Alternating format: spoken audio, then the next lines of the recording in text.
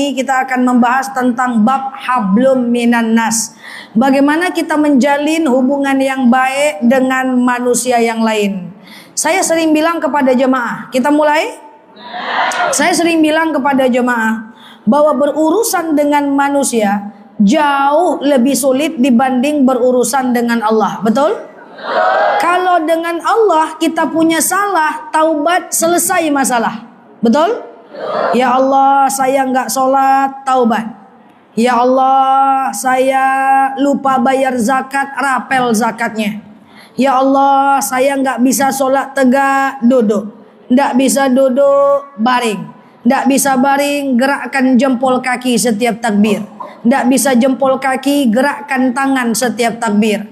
Nggak bisa tangan, gerakkan mata. Nggak bisa mata, gerakkan bibir. Nggak bisa bibir, ucapkan dalam hati. Nggak bisa dalam hati, meninggal berarti. Jadi dengan Allah itu banyak sekali kemudahannya. Ustazah, saya nggak bisa sholat jauh karena rumah saya jauh. Nggak bisa sholat jauh, balik kampung boleh jamak. Zuhur asar digabung jadi satu. Dikerjakan di waktu zuhur namanya jamak takdim. Dikerjakan di waktu asar namanya jamak. Ustazah, saya sholat tapi nggak ada air, boleh tayamum. Dengan Allah semua ada solusinya. Ustazah, saya nggak bisa puasa, qadha. Nggak bisa qadha, bayar fidyah. Semua dengan Allah ada solusinya. Jauh, jamak. Nggak ada air, tayamum. Nggak bisa sholat tegak, duduk. Nggak bisa duduk, baring. Nggak ada air, tayamum macam tadi. Nggak bisa kita sholat, ustazah, saya susah sholat. Ada anak, tegak anak di sejadah, arahkan sujud ke kanan. Tegak dia di kanan, arahkan sujud ke kiri. Naik dia ke kepala kita, bawa tegak, bawa ruku, bawa sujud. Bawa urusan dengan Allah jauh lebih gampang, semua ada solusinya. Tapi tidak urusan dengan manusia. Kalau berurusan dengan manusia, dengan Allah kita taubat, selesai masalah. Tapi kalau berurusan dengan manusia tak cukup dengan taubat, sampai kalau kita salah kita minta maaf kepadanya. Maka PR kita bersama dalam majelis ini saya sampaikan bahwa mumpung kita masih ada di awal tahun baru Hijriah, maka hati kita ini harus senantiasa mengakui kalau kita salah, ya kita minta maaf supaya kita tidak ada masalah dengan manusia nanti di akhirat. Dan saya sering sampaikan, minta maaf dengan manusia itu jauh lebih gampang dibanding kita minta maaf kepada Allah. Kalau minta maaf kepada Allah, bolehkan sebut semua aib kita, sebut aja, enggak apa-apa. Ya Allah, maaf ya Allah, tadi pagi saya keluar rumah pakai baju KTB ya Allah. Ya Allah, maaf ya Allah, kata Pak Ustadz kalau ketemu duit jalan taruh ke masjid. Saya udah jalan ke masjid, lewat salah lawak, tabali salah ya Allah. Maaf ya Allah, maaf ya Allah. Kalau dengan Allah kita punya salah, buka aib, nggak apa-apa. Tapi kalau minta maaf dengan manusia, tutup aib, jangan buka. Bu, saya minta maaf ya. Minta maaf kenapa? Pokoknya salah khilaf, saya minta maaf. Titik. Jangan dibuka aib ibu. Bu, saya minta maaf. Kenapa ya? 2 tahun saya jalan sama suami. Bu, jangan. Berkelahi nanti. Bu, saya minta maaf ya. Pokoknya saya mohon maaf lahir dan batin. Kenapa? Pokoknya saya minta maaf aja. Kenapa tuh? Kemarin ibu tak datang pengajian. Kami ceritakan ibu. Siapa-siapa aja kalian. Atunya bu. Atunya berkelahi nanti. Jadi minta maaf kepada Allah, buka aib. Minta maaf dengan manusia, tutup aib. Cukup mohon maaf lahir dan batin aja. Karena ada 3 aib yang wajib kita jaga di dunia ini. Yang pertama adalah aib kita. Wajib kita jaga. Ibu punya masa lalu. Betul? Nampaknya suram semua nih masa lalunya nih. Jadi masa lalu tuh jangan diceritakan terus. Dulu aku, you can see aku. Semua dulu rambut aku merah-merah. Dulu aku semuanya udah kulakukan dulu. Nggak boleh buka aib masa lalu. Tutup. Yang kedua, tutup aib orang yang meninggal. Yang ketiga, tutup aib orang lain. Bayangkan minta maaf dengan manusia, aib kita aja wajib kita tutup, apalagi aib orang mah. Aib kita aja wajib kita tutup, apalagi aib orang lah. Man lam yahfazu aiban nafs lam yahfazu aiban nafsik. Siapa yang buka aib orang, Allah akan buka aibnya di akhirat nanti. Nauzubillah. Maka kalau punya salah-salah sama orang, segera minta maaf. dosa kita akan menjadi banyak. Ya ayyuhalladzina amanu la yaktab ba'dukum ba'dha. Hai orang-orang beriman, satu kampung, satu RW, satu RT, satu desa, la yaktab ba'dukum ba'dha. Jangan cari-cari salah orang. Kalau Allah masih pengen tutup aib orang itu, Allah pengen tutup, jangan kita buka-buka. Betul? Dosanya tuh luar biasa, Mak. Mau tahu nggak dosanya? Mau tahu nggak? Contoh, nama ibu siapa, Bu? Bu Fat. Ibu siapa, Bu? Namanya untung gampang. Alhamdulillah ya.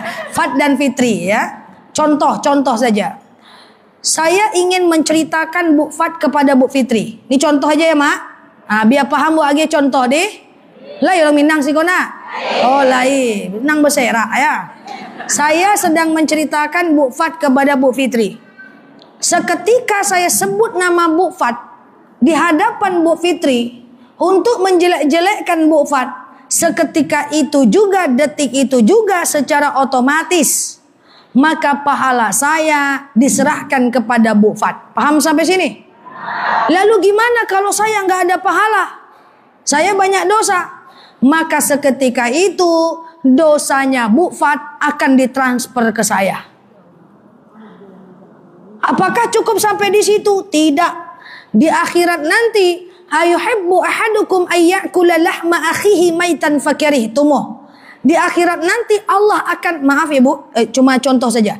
Allah akan sediakan bangkai Bu Fat dan akan diserahkan di depan mata saya. Ayyakul, saya disuruh memakan bangkai itu. Maitan fakarihtumuh, walaupun saya tak suka dengan bangkai itu. Jadi banyak apa orang-orang yang sudah kita buka aibnya, yang kita buka kesalahannya, yang kita gosipkan dia, sebanyak itu aib yang akan, sebanyak itu bangkai yang akan kita makan di hari akhirat. Tadi ceria, sekarang menangis adonya. Iya Pak. Tadi happy Pak, happy ya. Kini menangis adonya. Banyak dosa Bu. Itulah Pak Alay. Itu Nah, makanya Mak, tak boleh ceritakan salah orang Mak. Nah, tak boleh ceritakan. Jadi ceritakan. Makanya Mak, kalau kita punya salah dengan orang yang kita kenal, alhamdulillah, kita cukup bilang maaf lahir batin ya, maaf lahir batin ya, betul? Gimana kalau yang kita ceritakan orang yang kita nggak kenal? Repot. Makanya Ibu kalau makan di rumah makan, nikmati aja makanan Ibu sama minuman Ibu. Cerita tentang kita dengan kawan. Jangan tengok-tengok meja sebelah. Tengok tuh. Ngapo tuh? Tunggu dulu, tengok tuh. Ngapo tuh? Caliat tuh. Ngapo? Apa tuh? Ngapo apa tuh? Gapuak paruinya. Habis itu dia pergi bayaran. Dia pergi bayar. Dia pulang, dia ke kasir. Kemana kita mau cari dia? Cari di akhirat, makan bangkainya. Suatu ketika Rasulullah pernah jalan di depan rumah, maaf, ada orang Yahudi jalan di depan rumah Aisyah. Orang ini pendek, bulat, padat, hidup Yahudi lagi. Kalau bahasa awaknya pendek, bulat, tasalek, hidup ibu loleh. Aisyah merasa lucu. Maka Aisyah berkata kepada Rasulullah, "Ya Rasulullah, unzur innahu mudhi." Tengok ya Rasulullah, itu orang lucu betul. Apa kata Rasulullah? Uskuti ya Aisyah. Diam kau Aisyah. Ngapa pula diam ya Rasul? Kan betul dia lucu. Itulah. Jadi Aisyah ini menjelek-jelekkan. Lucu ya Rasulullah. Diam engkau Aisyah. Ngapa pula diam? Kan betul lucu. Jadi Aisyah ini protes lah. Cak-caknya gitulah. Apa kata Rasulullah? Kau ceritakan saudaramu. Walaupun itu betul. Tapi kalau dia nggak suka diceritakan, itu termasuk ghibah. Lalu Aisyah bertanya, lalu apa batasan ghibah ya Rasul? Apa kata Rasul? Hatta qalas na'am. Engkau mengangguk saja udah ghibah. Kita tidak pengen ghibah. Datang kawan, tengok ibu tuh. Sejak ganti suami banyak kali gayonya. Oh iya juga ya. Astagfirullahaladzim. Iya juga ya. La ilaha illallah. Iya juga ya. Istighfar iya juga. Mengangguk itu juga. Makan bangkainya.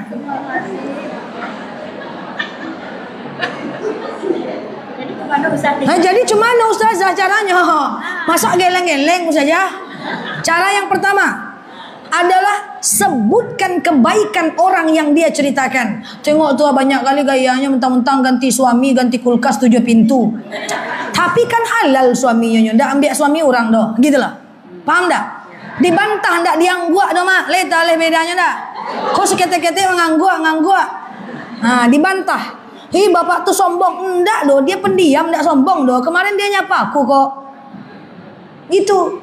Atau alihkan pembicaraan. Jangan nasi mengangguk ya, ini wajah angguk semuanya. Nah, ya Pak. Sikit astagfirullah, yo yo. Tuh. Paham? Kalau saja Indonesia ini fokus, masyarakat kita ini fokus dengan kekurangan dirinya dan perbaikan dirinya, nggak akan rusuh bangsa kita ini. Kita masih bangsa yang sibuk dengan mengurusi urusan orang lain yang jelas dilarang dalam aturan agama Islam, sehingga kita menjadi gelisah, kita tidak maju-maju mak. Ustazah datang jauh-jauh berang-berang nampak. Paham ya? Jadi kalau kita salah, PR ibu apa? Sampai rumah nanti, coba ibu catat siapa nama orang-orang yang pernah ibu gosipkan itu. Jangan-jangan ada nama saya di situ. Lambe banau saja aku datang mah. Iya kan? Iya Pak. Catat tuh, ucapkan mohon maaf lahir dan batin. Rasain masuk Pak Eko. Gitu kan? Nah gitu kan? Iya. Saya nggak tahu di sini tadi alamatnya. Ternyata macam butuh waktu 1 jam ke sini. Saya kira macam cuma 30 menit, 20 menit. Belum lagi macet. Dah apa-apa ya? Dah. Mohon berbatin dulu sama saya. Canda ya, canda. Bercanda saja. Oke, baik.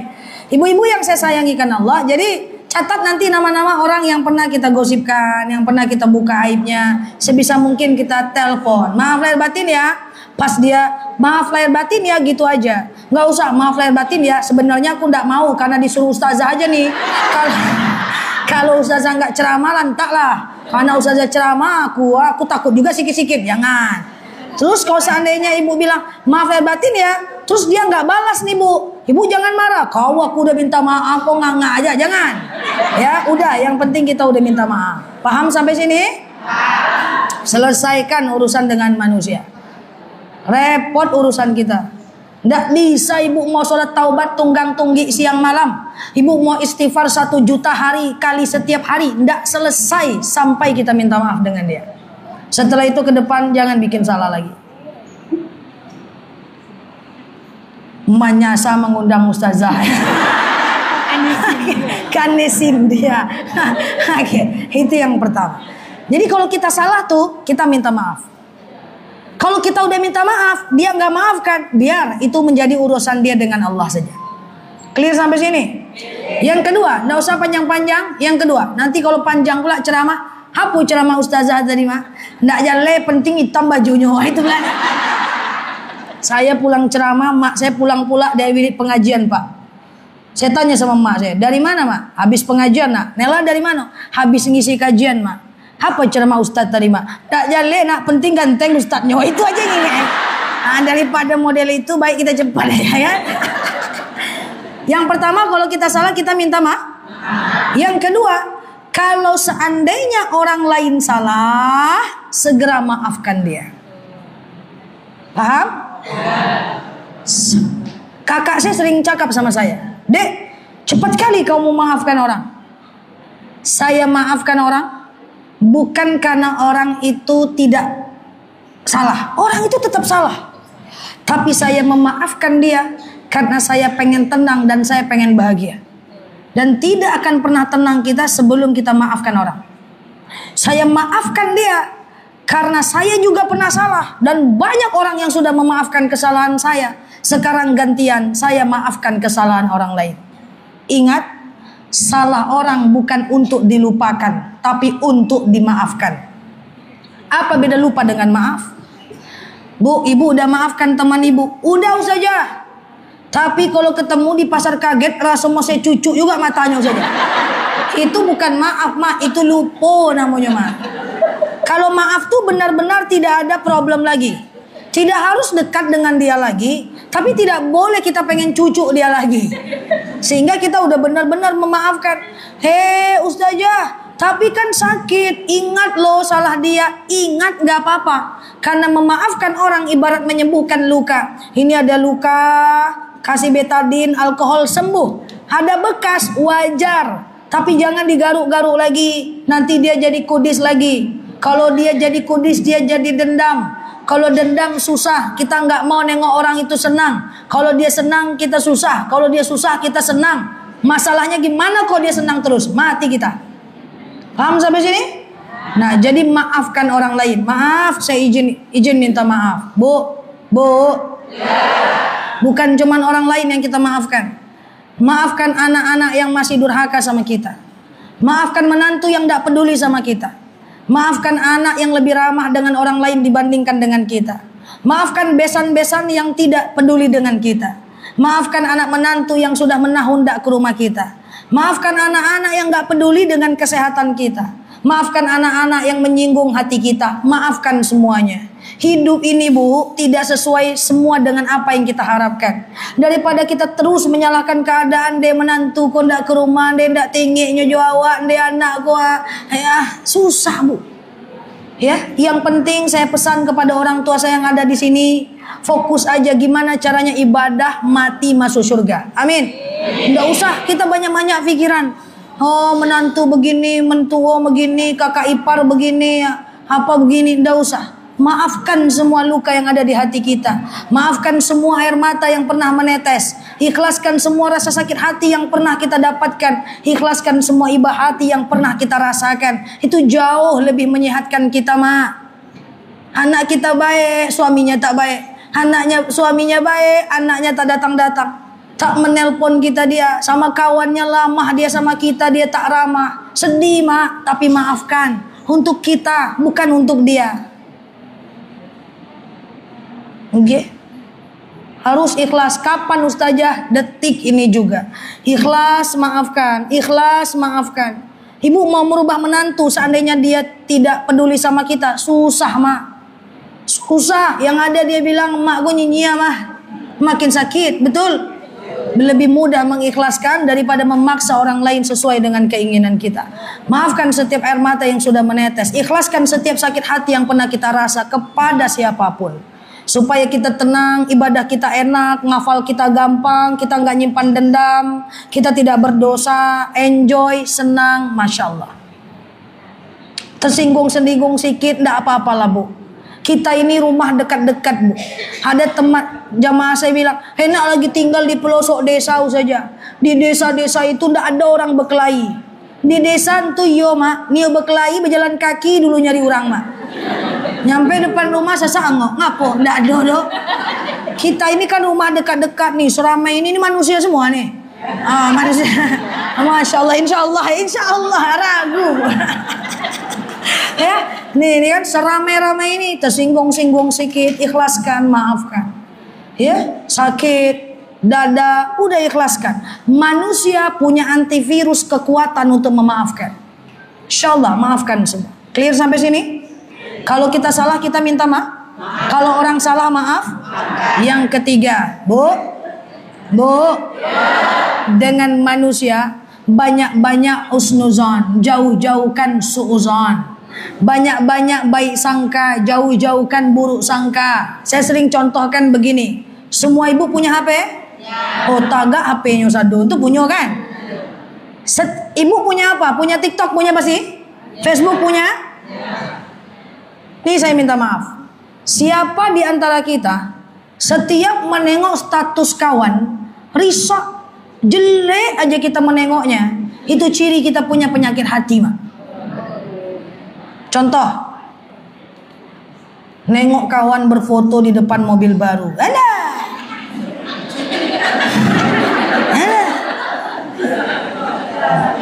OKB orang kayu baru. Orang aku aja 6 mobil depan rumah aku, mobil orang numpang parkir. Santai aja aku. Nengok orang berfoto dengan suaminya mesra. Suami Nokia 335 balik juga enggak. Aku udah 4 kali gonta ganti suami, santai aja akunya. Nggak ada foto-foto aku. Jelek aja pokoknya nengok orang dia. Tengok orang kayak gini berfoto. Pamer jam baru jam KW itu nyo. Jelek aja pokoknya nengoknya bu. Nengok orang berfoto depan rumah barunya sok-sok. Nengok orang memvideokan anaknya hafalan Al-Quran. Segitu juga bangga. Itu bukan orang salah, hati yang rusak. Karena gambar foto itu netral. Bisa kita pandang baik, bisa kita pandang buruk. Yuk kita coba belajar pandang baik. Ketika kita lihat orang pakai mobil baru, ya Allah, kok bisa ya? Masya Allah. Bisa jadi dia ingin menunjukkan betapa indahnya kerja keras yang luar biasa. Ketika ada orang foto dengan suaminya, dia ingin menunjukkan betapa indahnya rumah tangga yang sakinah. Ketika ada orang yang memvideokan anaknya, dia ingin bersyukur dan menginspirasi banyak orang supaya bisa seperti anaknya. Semua bisa dipandang baik, dipandang buruk, tergantung nih kacamata kita ini. Makanya ala inna fil jasad mudghah, dalam diri kita ini ada segumpal daging. Iza soluhat soluhal jasadu kulluhum. Kalau bagus, bagus seluruhnya. Kalau buruk, buruk seluruhnya. Saya ceramah udah 20 tahun. Dulu mak saya suka ikut saya ceramah, mak kandung saya. Sekarang tak taluk leh, pulangnya malam katanya. Dulu kami dakwah keluar kota jam 2 malam, saya di pasar pagi Arengka, saya bilang sama mak saya, mak, bagus bapak tuh mak, jam 2 malam lah ngangkek barang, karajo karehnya mak, bagus mak, mantap mak, kata saya.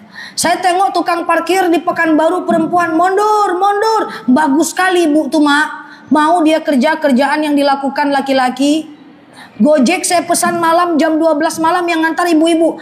Semangat kali bu tuh kerja ya mak. Mau dia ngantar jam 12 malam. Ceramah saya ke Matahari, tengok karyawan berdiri 8 jam. Semangat kali kakak tuh kerja ya mak. 8 jam dia berdiri. Lama-lama bosan juga mak saya. Mak saya ngomong gini, kamu nih mantap semua orang di depan mata kamu nih. Ngapa gitu mak? Mantap itu karena kamu yang lihat. Kalau orang lain lihat belum tentu mantap. Maksudnya apa mak? Contohnya gini kata mak. Nengok tukang parkir perempuan, mundur. Tuh makonyo cubok sekolah petang. Nggak akan jadi itu dong. Bisa rupanya ya. Iya juga ya kita. Tengok Gojek malam-malam perempuan, macam nggak tahu waktu sih mak. Dunia dicari. Bisa dipandang jelek. Dan mak saya benar. Iya juga mak. Bisa loh kalau kita mau lihat jeleknya orang, betul? Tapi bisa nggak lihat baiknya? Tergantung kacamatanya. Yang satu husnuzon, yang satu suuzon. Nanti kalau ketemu sama kawan di pasar kaget, bu nggak nyaut dia. Bu nggak nyaut dia. Bu nggak nyaut. Udahlah, baik sangka, jangan-jangan sedang hitung piti masuk, piti keluar.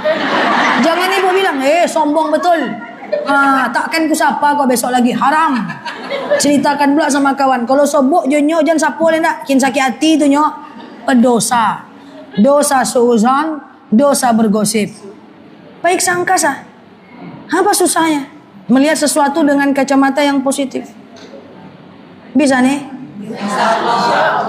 Gua ragu apa? Husnuzon, berbaik sangka. Oke? Terakhir yang keempat. Dah pulang kita lagi nih. Yang satu apa? Kalau kita salah kita minta maaf. Kalau orang lain salah kita maaf. Kalau sesuatu itu kita berbaik sang. Terakhir yang keempat, bu, la taghdab, jangan marah. La taghdab, jangan marah. Kontrol amarah bu. Sekali kita marah 70.000 sel saraf kita putus. Putih 70.000. Putih 70.000. Saraf itu pak bisa nyambung lagi pak dengan senyum. Tapi satu kali senyum cuman bisa nyambung 700 sel saraf, nggak nyambung. Pas marah 70.000 putus. Pas senyum 700 nyambung. Nggak mungkin senyum gilolo ke orang. Ngapa kau senyum terus nyambung saraf putih? Nggak lo mungkin. Jangan marah-marah mak. Sedikit marah, ngegas terus. Yang saya bingung itu orang tua memarahi anak yang masih bayi itu, bingung saya itu. Anaknya belum balik, belum tahu mana benar mana salah, mecahin gelas dia pukul. Kan luar biasa ini orang tua. Kecuali anaknya udah dewasa, udah ganteng, banting gelas, pukul oke. Ini masih kecil nggak tahu apa-apa pukul. Mana ceritanya? Orang belum punya akal. Paham sampai sini? Tuh, nggak berbunyi bu nampaknya. Oh, anak bayi jatuhin gelas dipukul dimarahin. Ngerti aja dia enggak. Kalau bisa dia ngomong, terus gue harus bilang wow gitu. Nggak tahu juga dia. Nggak ngerti, masih kecil gitu loh. Kecuali dia udah berakal, dia udah tahu mana benar mana salah. Salah dia, baru kita marahi. Ini dia nggak tahu benar salah, mana benar mana salah dimarahi. Tapi bukan ibu-ibu di sini, tuh jauh sana tuh. Sini ada sikit yang di belakang tuh. Nah ini ya. Jadi la taghdab, jangan marah, jangan marah, jangan marah. Suatu ketika yang saya sering ceritakan ini, faktanya ini karena ini memang saya tak bisa lupa. Jemaah saya cerita, Ustazah saya suka bertengkar dengan suami saya. Saya bilang bertengkar itu tidak apa-apa biasa. Cuma cara bertengkarnya gimana? Sebabnya apa? Sebabnya macam-macam Ustazah. Kadang-kadang karena anak, kadang-kadang karena TV. Ngapa TV? Saya pengen nonton Indosiar, nyo pengen nonton Antv. Emangnya ada berapa TV di rumah? Ada 2 saja. Ada 2, kenapa nggak berpisah aja menontonnya? Kalau pisah, sepi saja. Kalau bersatu, bercakap dulu saja. Oke. Sekarang saya tanya, ibu sehari-hari dengan suami manggil apa? Abang saja. Udah. Lagi marah? Waang saja. Saya bilang, marahlah tetap manggil abang. Kalau marah jangan ganti panggilan dengan panggilan yang paling kasar. Ini bukan kata nelaluki, ini fikih amarah. Jadi jangan ganti panggilan dengan panggilan yang lebih kasar. Yang kedua, ibu dengan suami bahasa apa sehari-hari? Indonesia saja. Kalau lagi marah, Minang saja. Marahlah tetap pakai bahasa Indonesia. Manolah mak berang pakai bahasa Indonesia saja. Pertanyaannya kenapa marah tuh harus lama? Lancar mengeceh. Kenapa marah itu harus lancar? Kalau seandainya saya tidak marah nanti tertahan sakit jantung mati saja. Tidak ada dalil. Hai orang-orang beriman, kalau marah lapehanlah, kalau tidak mati bekoh. Nah, tahan bu, tahan 90 detik, tahan. Jangan ganti panggilan, jangan ganti bahasa, tetap pakai bahasa yang sama. Jangan ganti bahasa, jangan ganti panggilan. Yang ketiga, marah tegak bawa duduk, marah duduk bawa baring, marah baring bawa uduk, marah uduk bawa solat, marah solat bawa sujud, marah juga sujud, sujud lagi, marah lagi. Innalillahi wa inna ilaihi raji'un.